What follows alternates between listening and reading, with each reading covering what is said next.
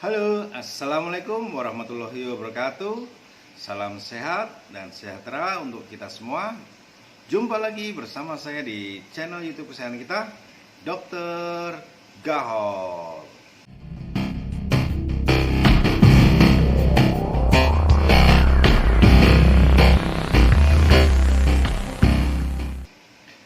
Ya, seperti biasa, sebelum nonton video kali ini jangan lupa untuk klik tombol subscribe ya. Bagi yang belum subscribe, karena subscribe itu gratis, jadi jangan sungkan-sungkan untuk klik tombol subscribe. Dan jangan lupa untuk like, comment, and share supaya video dan channel ini bermanfaat untuk teman-teman semuanya.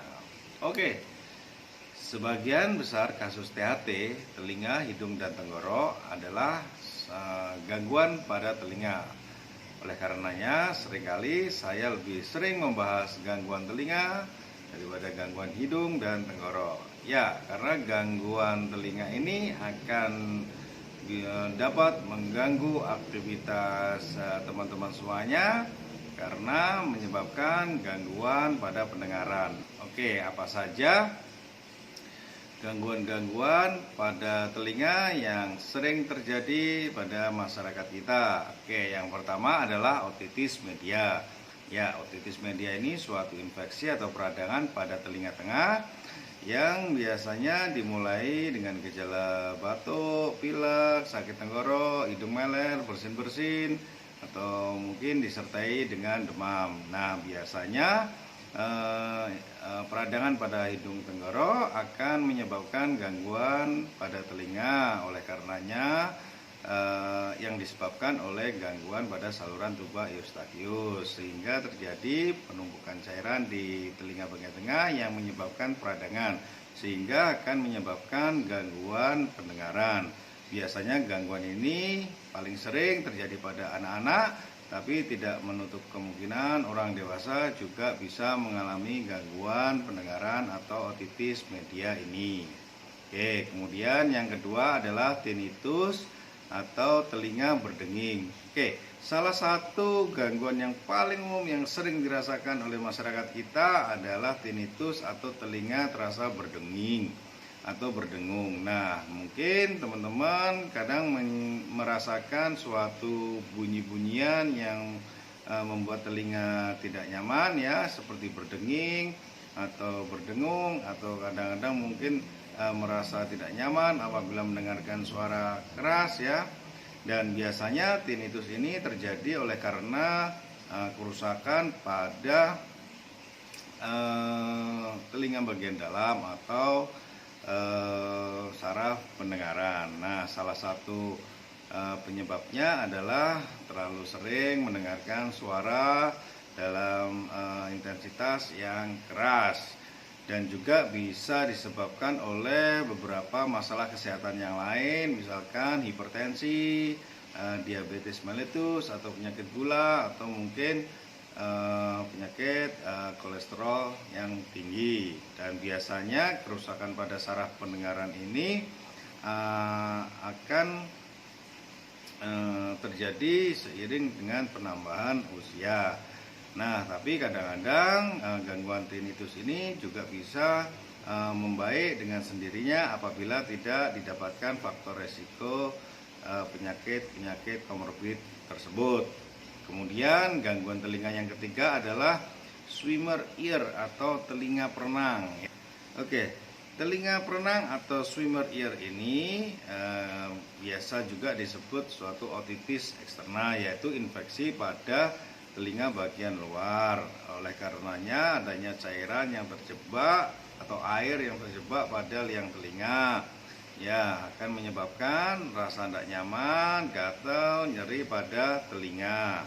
Kemudian air tersebut kadang-kadang kan juga bercampur dengan bahan-bahan kimia tertentu, sehingga akan menyebabkan suatu reaksi alergi yang menyebabkan iritasi pada liang telinga, sehingga menyebabkan rasa ingin mengorek yang mengakibatkan nyeri atau pembengkakan pada liang telinga. Kemudian penumpukan kotoran pada liang telinga. Nah, penumpukan kotoran pada liang telinga atau biasa disebut dengan cerumen ini bisa terjadi pada siapa saja, walaupun tidak semua orang akan mengalami penumpukan kotoran pada liang telinga. Nah, sebenarnya cerumen atau earwax ini tujuannya adalah supaya sebagai proteksi supaya debu atau partikel-partikel kecil lainnya tidak masuk ke dalam liang telinga. Nah, normalnya cerumen ini akan bisa bersih dengan sendirinya karena telinga memiliki fungsi alami, yaitu self cleaning atau bisa membersihkan telinganya sendiri. Tapi pada beberapa orang dengan produksi kotoran yang berlebihan akan menyebabkan proses itu tidak berjalan dengan baik. Oleh sebab itu, pada orang yang memiliki produksi kotoran yang berlebihan sebaiknya rutin memeriksakan telinganya 3 bulan sekali untuk membersihkan kotorannya. Ya, yang kelima selanjutnya adalah glue ear. Apa itu glue ear? Glue ear atau biasa disebut otitis media efusi merupakan suatu gangguan terjebaknya suatu cairan pada telinga tengah. Ya, cairan tersebut menyerupai lem, makanya disebut glue ear. Akan menimbulkan rasa penuh dan tidak nyaman pada telinga, ya, rasa seperti tersumbat padahal yang telinganya bersih. Nah, kondisi ini biasanya terjadi bila teman-teman mengalami infeksi telinga tengah atau otitis media. Gejala yang sering timbul pada glue ear ini adalah gangguan mendengar atau ya itu tadi, telinga terasa penuh sehingga rasa tidak nyaman itu pasti akan membuat aktivitas teman-teman terganggu. Kemudian berikutnya adalah telinga terasa tersumbat. Nah, kondisi telinga tersumbat ini salah satu penyebabnya adalah gangguan fungsi saluran tuba eustachius atau saluran penghubung antara telinga, hidung, dan tenggorok. Gangguan ini paling sering disebabkan oleh karenanya peradangan pada hidung atau tenggorok, misalkan pilek, batuk, flu, sinusitis, atau mungkin pada orang yang memiliki riwayat alergi, sehingga akan terjadi inflamasi pada pintu atau saluran tuba eustachius itu sendiri. Nah, untuk mengatasinya ya harus diatasi penyebabnya. Apabila memang ada penyebab dari gangguan hidung, ya harus diatasi, apakah rinitis, apakah sinusitis, atau mungkin penyebab atau riwayat alergi pada pasien. Nah, telinga tersumbat ini juga biasanya terjadi saat kita pergi ke dataran tinggi atau mungkin naik pesawat, terutama saat take off dan landing. Apabila terjadi gangguan hidung tenggorok akan menyebabkan buka tutupnya saluran tuba eustachius terganggu yang akan mengakibatkan rasa penuh dan tidak nyaman pada telinga kita. Oke, yang berikutnya adalah telinga mengeluarkan cairan. Nah, paling sering sekali kasus ini terjadi di masyarakat kita. Nah, biasanya cairan yang keluar dari telinga ini ya merupakan suatu produk infeksi dari telinga tengah atau infeksi telinga tengah. Nah, biasanya berwarna kekuningan dan berbau, ya, sehingga teman-teman akan merasakan gangguan pendengaran atau pendengarannya berkurang. Dan kasus ini juga bisa diakibatkan oleh suatu cedera atau trauma, misalkan mengorek-ngorek telinga terlalu dalam yang mengakibatkan luka pada gendang telinga yang kemudian terjadi infeksi sekunder atau berlanjut ke radang telinga tengah atau otitis media. Kemudian yang kedelapan yang paling sering terjadi di masyarakat adalah liang telinga kemasukan benda asing. Nah, masalah ini sangat sering sekali terjadi di masyarakat kita. Kadang beberapa musim tertentu akan menyebabkan teman-teman berpotensi liang telinga kemasukan serangga misalkan, atau kemasukan benda-benda yang lain Misalkan pada anak-anak seringkali benda asing pada liang telinga seperti mainan-mainan yang kecil yang suka dimasukkan ke dalam liang telinga. Nah, tapi teman-teman tidak perlu khawatir untuk kasus benda asing pada liang telinga. Apabila teman-teman mendapat penanganan yang tepat, sepertinya tidak akan terjadi masalah atau komplikasi lebih lanjut. Ya, masalah telinga berikutnya adalah gendang telinga yang berlubang. Ya, gendang telinga yang berlubang biasanya disebabkan oleh beberapa hal.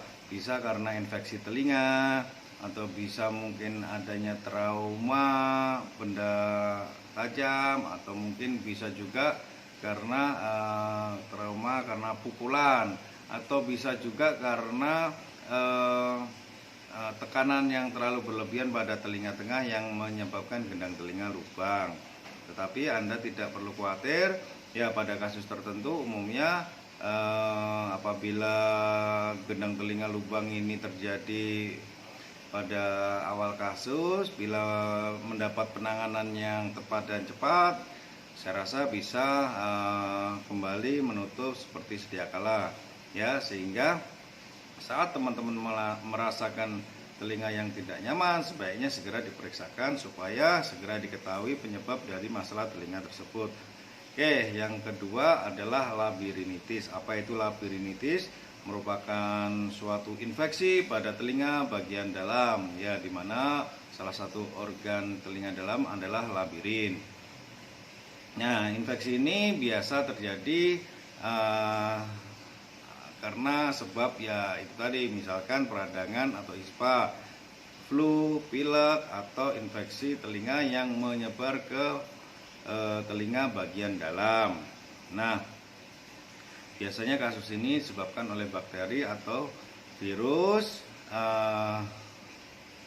dan biasanya gejalanya muncul secara tiba-tiba. Nah, tetapi